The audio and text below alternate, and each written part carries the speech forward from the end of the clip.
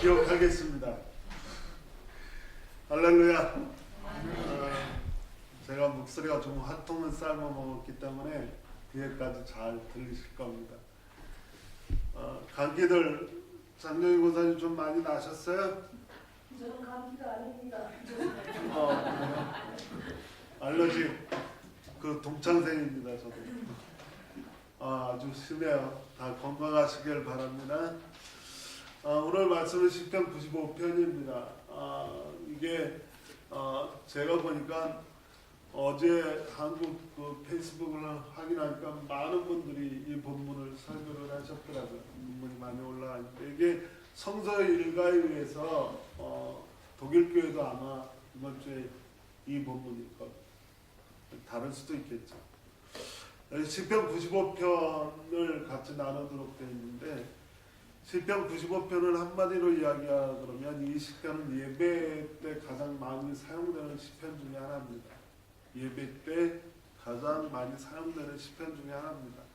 그래서 오늘 설교의 제목은 예배하라 라고 하는 제목으로 같이 나누려고 합니다. 어떻게 시작을 할까 하다가 독일 얘기를 좀 하면서 시작을 하려면 여러분 잘 아시는 당신 1970년 12월 7일 혹시 기억하세요?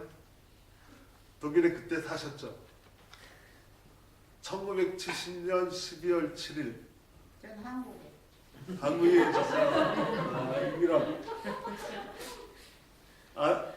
그때 서정노님은 성전을 군대에 있었는데요. 그럼 그때 독일에 계신 분은 없는 거예요? 없어요. 김가은 주사님 7월에 왔으니까 12월은 당연히 있죠. 70년 12월. 예, 7월을 7일 날 왔어요. 그때 뭐 오시자마자 독일 뭐 이상한 일은 없었어요?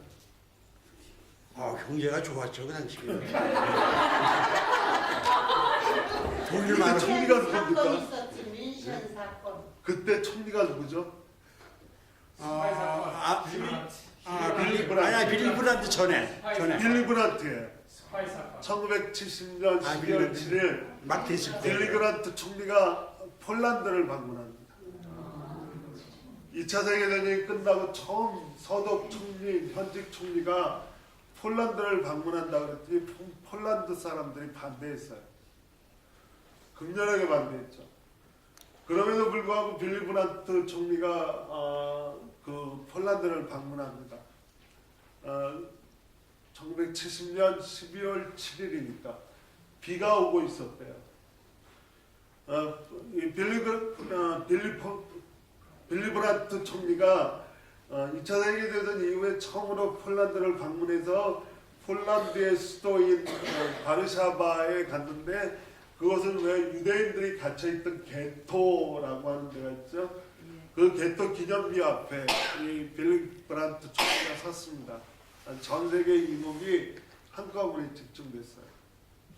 아마 전 독일인도 폴란드인도 전 세계 사람들이 빌리 브란트 총리 서독 현재 총리가 유대인들을 가장 극심하게 학대했던 폴란드 게토 기념비 앞에 서 있는 모습을 다 뭘 기대했냐 하면 적당히 추모사 한마디나 아니면 적당한 뭐 사죄 선언 정도 나올 줄 알았습니다.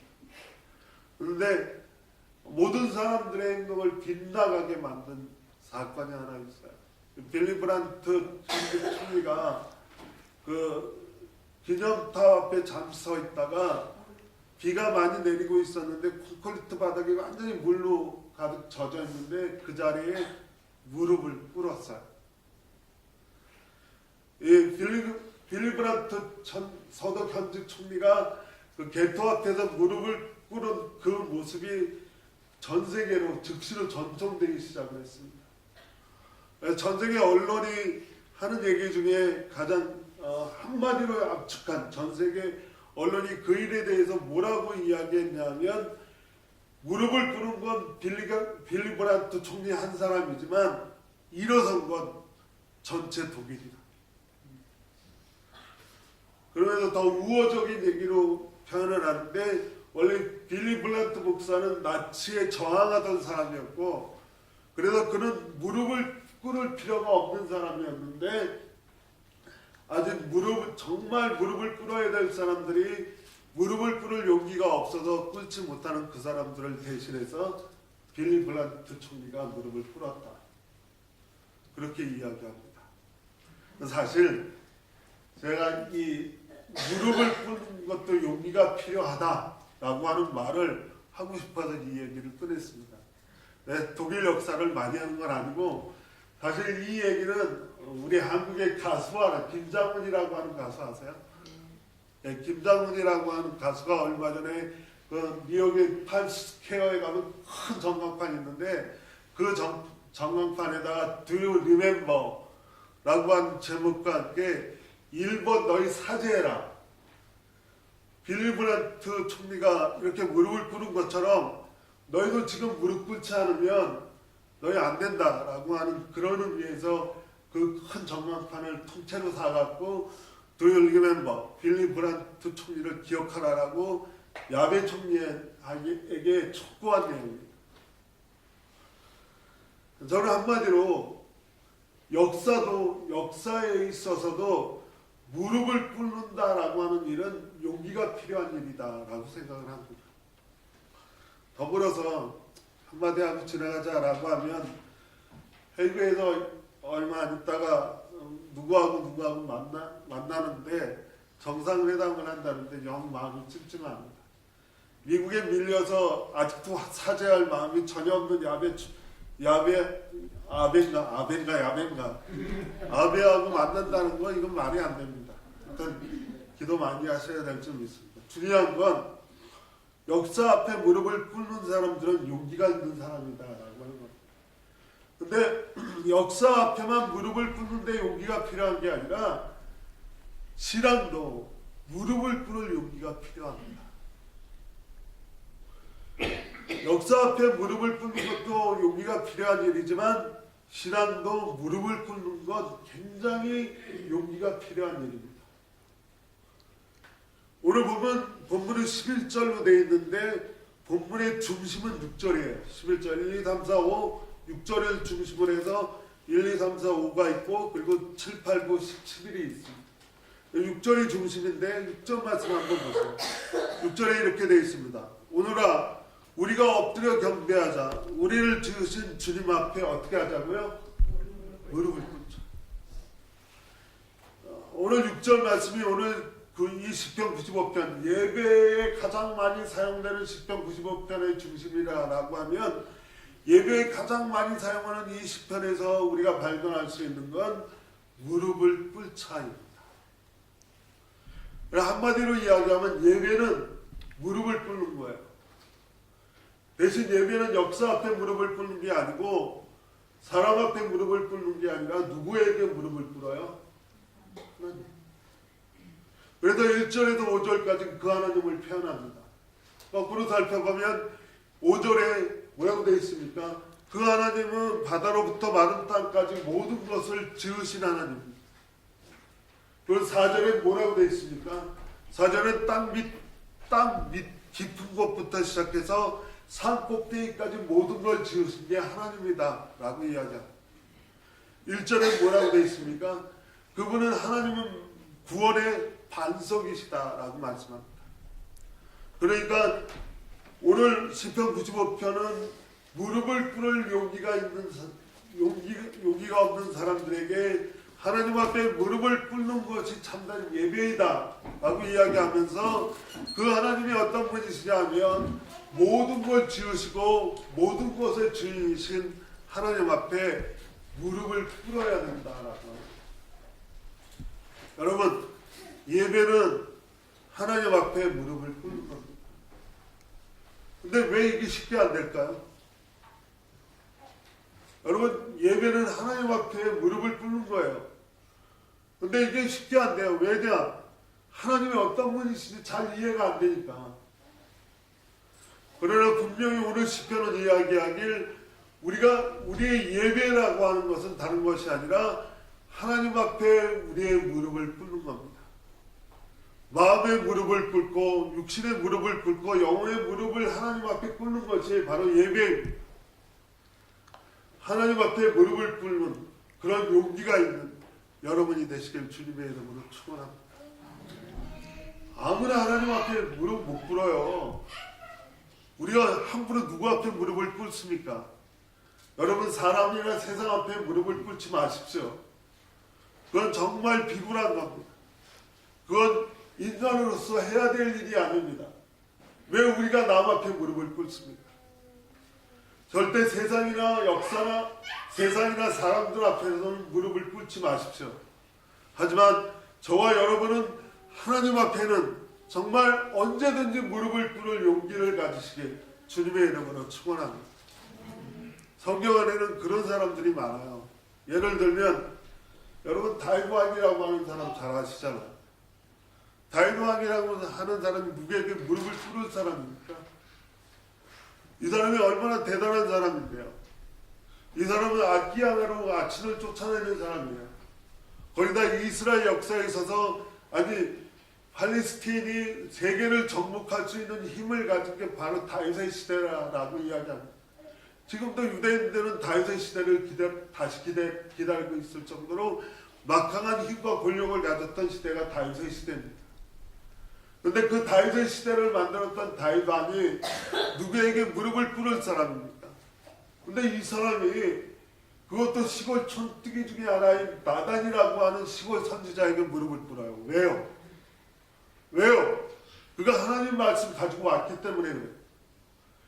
자기 안에 완전 범죄라고 생각했던 자기의 부하 장수 우리아의 아내 밧세바를 범한 사건 하나가 하나님 앞에 드러났다라고 하는 증거를 시골 촌뜨기 나단이라고 하는 선지자가 갖고 와서 바로 그놈이 내 놈이다라고 다윗에게 이야기합니다.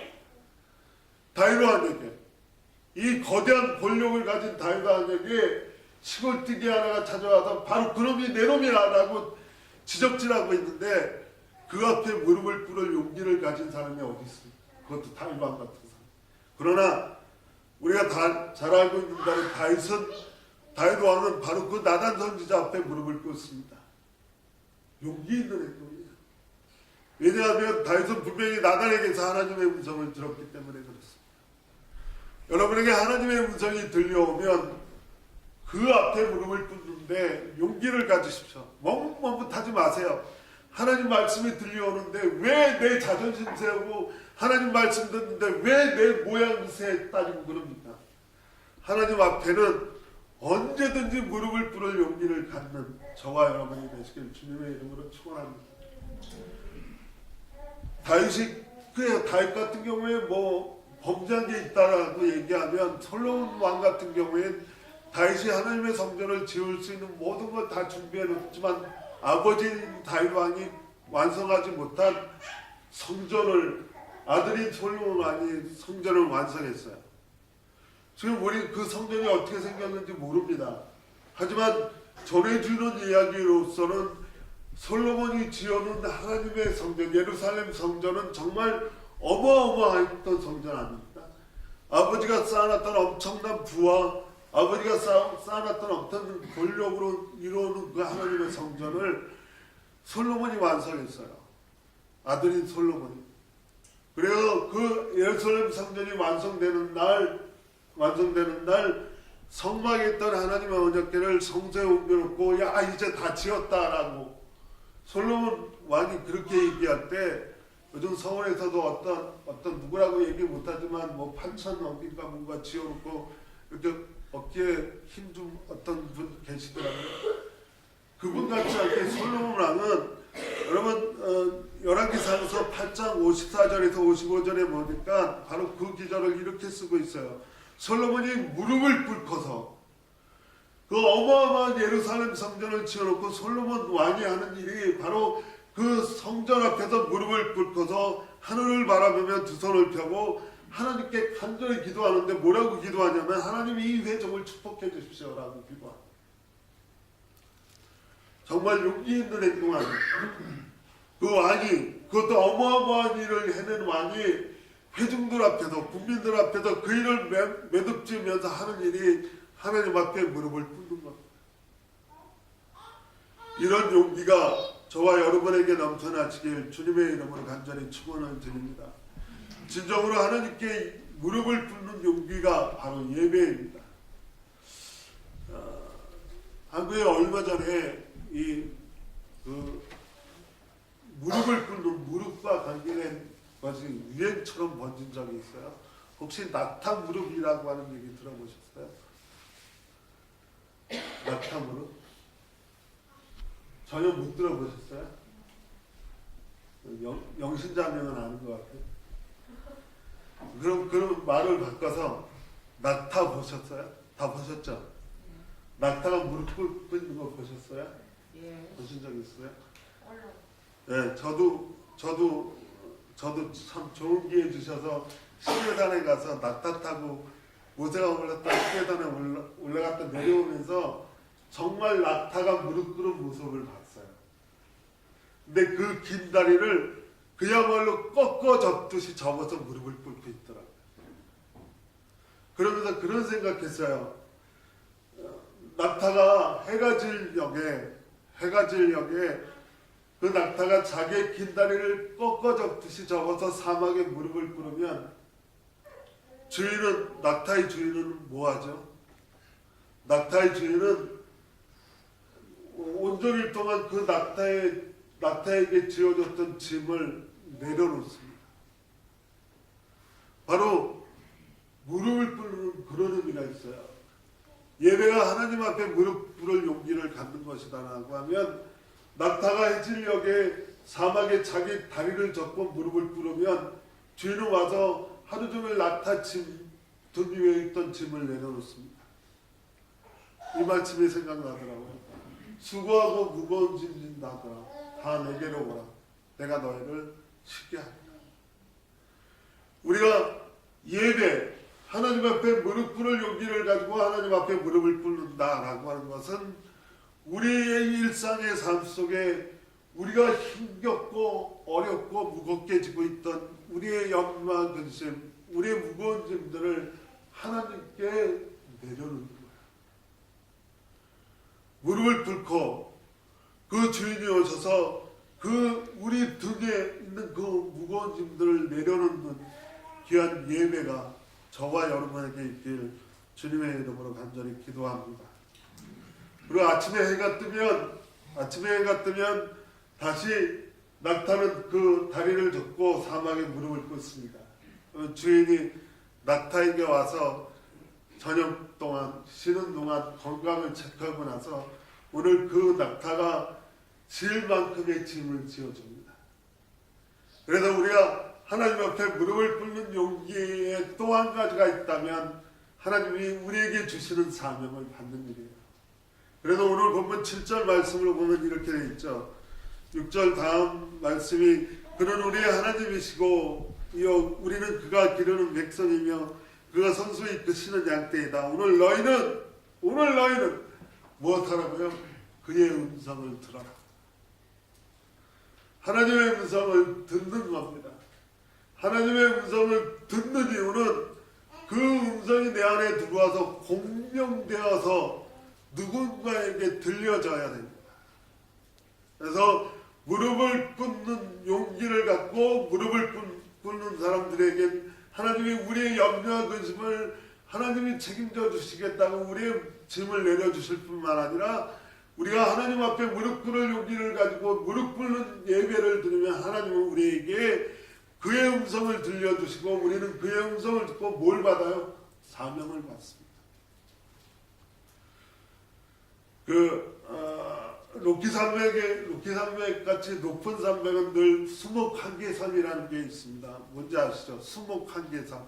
그래서 나무가 살 수 있는 환경이 되는, 그래서 더 이상 나무가 살 수 없는 환경이 되는 산꼭대기 이르는 지점을 여기까지 나무가 살 수 있지만 그 위에서는 나무가 살 수 없다라고 하는 게 수목한계선이에요. 보통 로키산맥 같은 경우에 3,000m 되는데 수목한계선이 있답니다. 근데 이 로키산맥의 수목한계선에 가면 특별한 나무가 자란대요. 이 수목한계선은 바람이 세고 환경이 좋지 않아서 그 강한 바람 때문에 나무들이 휘어서 자란대요. 근데 그 휘인 모습이 꼭 사람이 무릎을 꿇고 있는 모습처럼 된대요. 근데 대부분의 나무들은 희다가 다 이렇게 고목이 되고 쓰러져 죽는데 흰 채로 살아남은 나무들을 뭐라고 부르냐면 무릎 꿇은 나무라고 부릅니다. 그런데 중요한 사실이 있어요. 그 무릎 꿇은 나무가 굉장히 비싸게 팔려요. 누구에게 팔리냐면 바이올린을 제작하는 사람들에게 팔린대요. 그래서 지구상에 존재하는 나무들 중에 가장 공명, 그러니까 소리를 받아서 그 소리를 가장 아름답게 낼 수 있는 공명이 좋은 나무가 무릎을 꿇은 나무래요. 여러분 모두 무릎을 꿇어 올바른 예배를 하나님께 드리시길 주님의 이름으로 축원합니다. 마지막 한 가지만 더 말씀을 드리려고 합니다. 오늘 본문을 보면서 여러분은 이해 못할 또 한 가지는 무리바에서처럼 마사에서처럼이라고 되어 있습니다. 이게 무슨 말입니까? 무리바에서처럼 마사에서처럼 루비딤이라고 하는 그 지역에 똑같은 이름입니다. 제 이름이 똑같은 지역을 루비딤, 무리바, 마사. 이야기를 이렇습니다. 이스라엘 백성이 홍해를 건너서 출애굽하고 나서 광야로 갔죠. 광야라고 하는 곳이 사실은 자기네들이 원래 살던 애굽에 비해서 별거 아니라 상당히 환경이 좋지 않습니다. 먹을 것도 그렇고 뭐 지낼 것도 그렇고 잘 것도 그렇고 별로 안 좋습니다. 근데 광야로 나간 사람들에게 생명은 뭐죠? 물이요. 예, 마실 것. 물이 생명입니다. 다른 건 없어도 잠자리 좀 불편해도 되고 먹을 건 좀 거칠거칠해도 되지만 물 없이 사람이 산다는 건 불가능하죠. 그래서 이스라엘이 출애굽하고 나서 물과 관계된 두 가지 사건이 있습니다. 첫 번째 사건은 여러분 이스라엘 성지순례를 다녀오신 분들은 에집트의 피라미드를 보고 나서 제일 처음 가는 곳이 뭐죠? 보라 맞나요? 갑자기 생각이 안 나네. 몰라 있다고 치고요. 마라.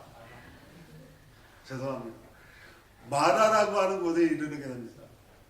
이 마라에는 무슨 일이 있었죠? 잘 아시잖아요. 마라에 갔더니 물이 있어요. 그래서 이 사람들이 좋아했어요. 물 한 모금 먹고 나서 기절을 했죠. 왜요? 물이 워낙 써서 이게 물을 먹으면 좀 갈증이 해소해야 되는데 물이 너무 쓰니까 도리어 지금 저처럼 이렇게 말라요. 더 갈증이 심해져요. 그래서 하나님한테 원망했어요. 도대체 뭡니까? 물을 주려면 제대로 주지. 응? 쓴물을 줘서 저희를 죽이시려고 합니까? 그러자 하나님이 해결 방법을 말씀하시죠. 모세에게 나뭇가지를 꺾어서 마라의 쓴물에 던지니까 어떻게 됐죠? 단물로 변했어요. 결국 그들은 하나님의 해결해 주시는 방법으로 해결했어요. 근데 이 마라에서 경험은 정말 아무것도 아니에요. 두 번째 경험은 바로 루비딤이라고 하는 것이에요. 마라에서 쓴물을 경험한 사람들이 루비딤이라고 하는 곳에 도착했을 때는 거기는 아예 물이 없었어요. 쓴물이라도 있는 사람들은 하나님께 원망이라도 했는데 아예 물이 없으니 이들이 어떻게 했겠습니까? 마라에서는 하나님과 모세를 원망했다라고 되어 있는데 아까 읽어드린 기절과 오늘 시편 95편에 있는 이 기절대로라면 그 완악한 마음들이 그 딱딱해진 마음들이 정말 예배 시간에도 전혀 깨트리지 않는 그 딱딱한 마음들이 돼서 분명히 생명수를 마시러 나왔음에도 불구하고 하나님 앞에 무릎 꿇러 나왔음에도 불구하고 여전히 무릎을 꿇고 지새우고 깨어지지 않은 마음으로 이 마라를 건너 루비딤으로 온 사람이 어떻게 했겠습니까? 모세하고 다투기 시작했습니다. 뭐냐고 이거 도대체. 마라에 그래도 물이라도 있었지. 여기 물도 없지 않냐. 그래서 이 루비딤에서는 하나님의 사람 모세와 다투고 하나님과 다퉜어. 그러자 이전엔 마라의 물을 바꾸셨지만 이번에는 이렇게 말씀하십니다. 모세에게 어떻게 말씀하셨죠? 반석을 쳐라. 좀 강하게 얘기하면 반석을 깨라. 자, 오늘 1절 말씀을 보시면 1절 말씀에 이렇게 되어 있습니다. 오너라 우리가 주께 즐거이 노래하자. 우리를 구원하시는 반석. 그들이 지팡이를 들든지 돌멩이를 들든지 아니면 더 큰 정을 들든지 반석을 깨면, 구원하시는 반석을 깨면 그 구원하신 반석에서 흘러나오는 것인데 그게 생명의 원천이었다는 거예요. 사순절, 그건 바로 이 완악해질 대로 완악해진, 깨어지지 않는, 예배 시간에 마저도 깨어지지 않는 이 단단한 마음을 가지고 나온 사람들이, 그들이 생명을 잃게 되자 예수 그리스도라고 하는 반석을 그들의 그 완악한 마음으로 쳐서 깨뜨려서 그 예수 그리스도의 몸에서 나오는 뭐요? 피요. 그걸 우리가 뭐라고 부르죠? 보혈의 피라고 부릅니다. 그 보혈의 피로 그들의 완악해졌고 딱딱해진 마음을 물어들이는, 그것이 바로 사순절입니다. 그것이 바로 예배입니다. 예배는 이 구원의 반석이신 예수 그리스도의 몸을 깨는 일입니다.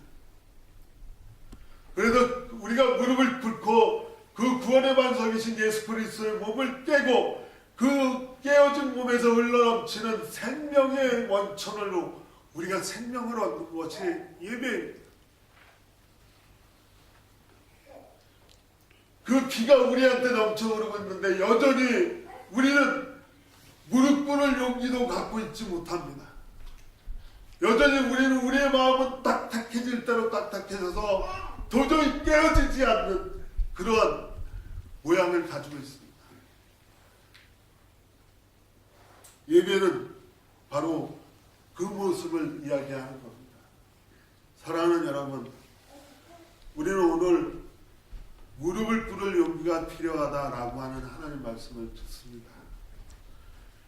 세상과 사람 앞에는 절대 무릎을 꿇지 마십시오. 하지만 하나님 앞에는 우리의 이 완악해진 마음을 녹여내는 우리의 믿음으로 하나님 앞에는 무릎 꿇을 용기를 가지시길 주님의 이름으로 간절히 축원을 드립니다. 우리의 무릎이 꺾어지고 우리의 무릎이 부러져야 하나님이 우리에게 생명의 음료로 채워주실 줄로 믿습니다. 그 생명의 음료로 넘쳐나는 생명의 능력으로 살아가는 저와 여러분이 되길 주의 이름으로 축원합니다. 말씀 마치면서 한 가지 얘기를 하고 말씀 마치려고 합니다. 훌륭한 솜씨를 가진 석공이 아주 단단한 그 돌멩이를 하루 종일 무릎을 꿇고 정으로 쳐내고 있습니다. 지나가던 사람이 그 하루 종일 무릎을 꿇고 그 돌멩이를 쳐내던 사람이 저녁 때쯤 그 단단한 돌멩이에 정말 아름다운 명불을 써는 걸 보고 정말 당신 대단하고 어떻게 그 단단한 돌멩이에 그 아름다운 글을 써놓을 수 있어? 라고 물어봤더니 그 석공이 이렇게 얘기했답니다. 단단한 돌을 부술 수 있는 방법은 딱 하나입니다. 온종일 무릎 꿇고 있었더니 깨지더라고요. 여러분, 온종일 무릎 꿇는 저와 여러분이 되시길 주의 이름으로 간절히 축원을 드립니다. 기도하겠습니다. 하나님 감사합니다. 무릎을 꿇는 것이, 무릎을 꿇는 용기를 갖는 것이 예배임을 알게 하셔서 하나님, 우리가 예배 시간에 하나님 앞에 온전히 무릎을 꿇고 그의 깨어진 반석에서 흘러넘치는 보혈의 능력으로 거듭날 수 있는 저희가 되게 하여 주옵소서. 예수님의 이름으로 기도합니다. 아멘. 우리 모두